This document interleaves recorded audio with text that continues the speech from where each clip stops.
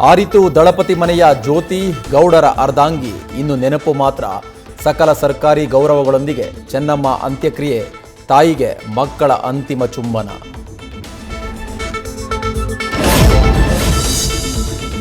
ಅಂತಿಮ ಯಾತ್ರೆಗೆ ಸಾಕ್ಷಿಯಾದ ಮಹಾಮಾತೆ ಬಾಳಿ ಬದುಕಿದ್ದ ಸ್ಥಳಗಳು.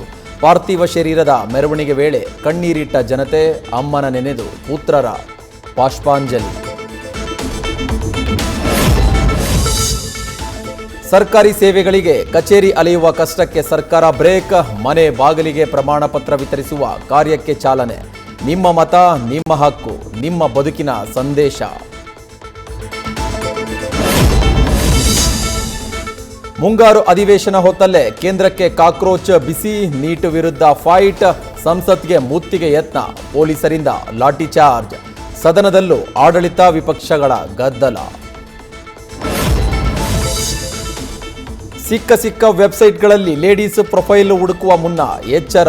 ನಿಷೇಧಿತ ಆಪ್ ಮೂಲಕ ಟ್ರ್ಯಾಪ್ ಮಾಡಿ ಸುಲಿಗೆ, 11 ಮಂದಿ ಆರೋಪಿಗಳ ಬಂಧನ.